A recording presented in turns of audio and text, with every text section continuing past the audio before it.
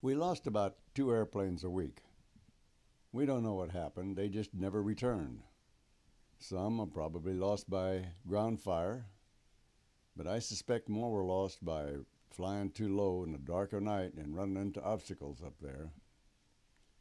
Following are some pictures of some of our mishaps. Some of these airplanes are pretty much beat up, some of them just crash landed. Totally banged up, but it still looks like it's pretty good for some spare parts. Besides this damage, he had to belly it in to boot. This guy hit a pole or a cable or something that took off part of his wing. The next slide is a different view to show just how much of the wing is missing. Well, my guess is about 8 feet. Well, it looks like this airplane days are over. Doesn't even look like there's enough left for spare parts. And the Norden bomb site in the yellow circle is just a pile of junk. After a successful mission, a landing gear problem is most unwelcomed. Retracting and extending the gear a few times is a normal course of action. But without a down and locked indication, the landing now has an elevated pucker factor. The nose on the B-26 came down as soon as the mains touched. There was no holding it off. The report was that this damage came from running into a cable stretched across the valley.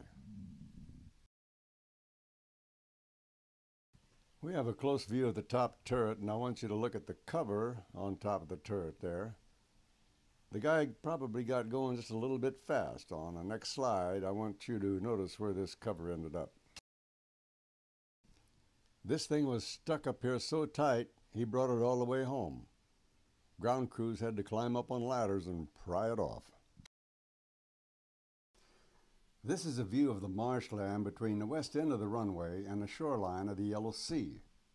The plane in the background is turning off the west end of the runway after his landing roll. And I want to point out this marshland because of the next slide. This fellow tried to abort his takeoff, but he was far past the point to make a stop on the runway.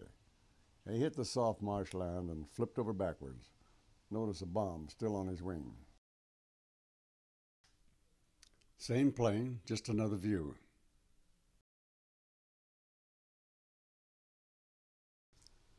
It took well over a dozen missions before we become an effective combat crew. But by the time we hit 50 missions, we were a force to be reckoned with. And flying such a formidable killing machine was the ultimate feeling of power. The 50 missions had been an exciting challenge, and I even considered staying for another 50. Heck, I now had over 300 hours of combat flying and never scratched an airplane. But as I pondered to recall our role in the last few months, some reality set in. Such as the time we were flying near Pyongyang at about 12,000 feet. Precision high-altitude radar tracking guns had been reported in this area. And Ray suddenly called out that he saw muzzle flashes on the ground. I immediately jerked the airplane into a hard right turn. A second later, airbursts flashed off to our left, just where we would have been. A close call indeed. Ray was the best, and I have to recognize that his maturity and alertness had a huge part in our safety and successes. I'm also certain that I have a guardian angel who never left my side. So I thought of my family back home, and again going out with a round-eyed girl. Perhaps it is a good time to leave. Completion of a 50-mission tour deserves a celebration, and there was a party of sorts at the Officers Club.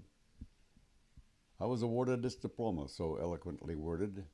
It's a fun thing, reflecting the light side of having earned a ride home. I get a kick out of it, so it hangs on my wall today. I also got a beer mug. Somebody went to a lot of trouble making this 8th Bomb Squadron memory book. It's just like the yearbooks you had in high school. In the book are pictures of the flight crews that flew in Korea between January and July 1952. Also, a lot of pictures of airplanes, and many of the photos I used in this presentation were taken from this book. Although Ray and I finished our 50 at the same time, we didn't come home together, so we said our goodbyes. Ray's home was in Burbank, California, and he had a wife and a couple kids. Unfortunately, we didn't stay in touch, and years later, when I tried to find him, I had no success. Once again, here's a picture of Scooney, my friend from Washington, D.C. I'm very sorry to say that Howard didn't make it. His airplane caught fire and crashed into the sea on June 8, 1952. There weren't very extensive investigations into crashes over there, but observers thought that the fire occurred just about the time he'd retract flaps. So perhaps spillage from that Bombay tank might have ignited when he did retract the flaps. Farewell, old friend.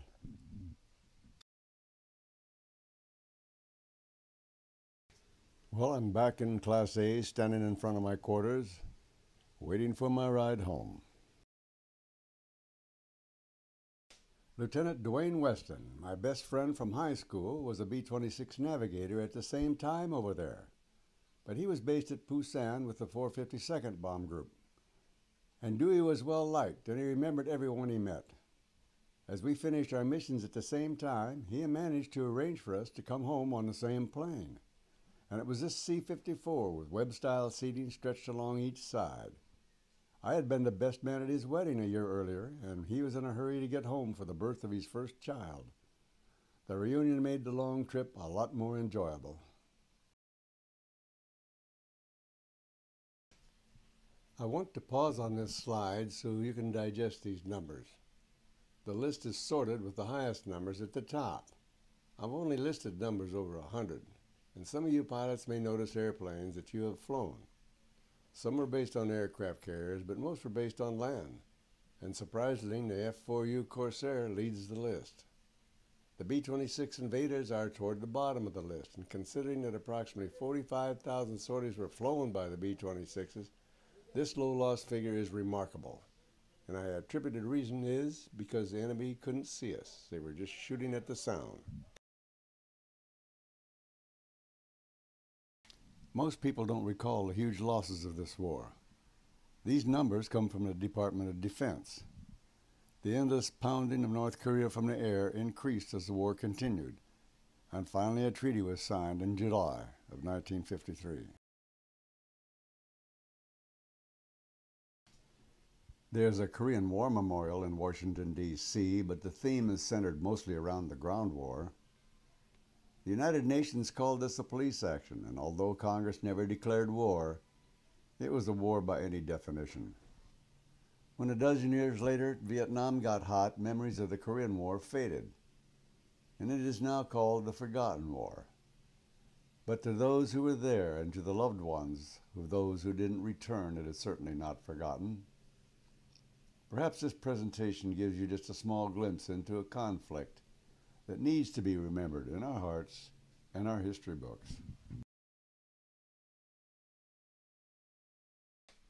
My war is over, but the B-26 is not finished.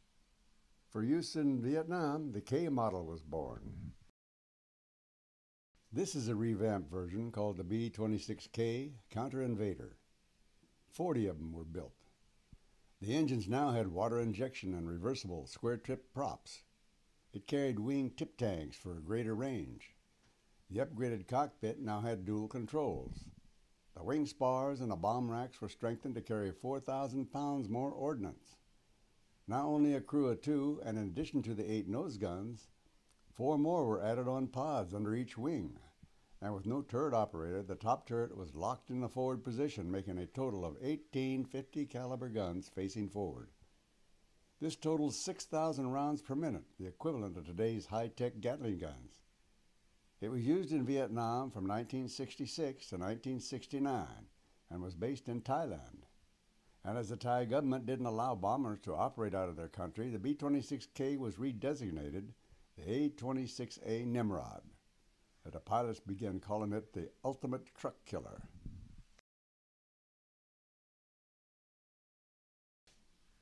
That's all, folks. Goodbye, and thanks for watching.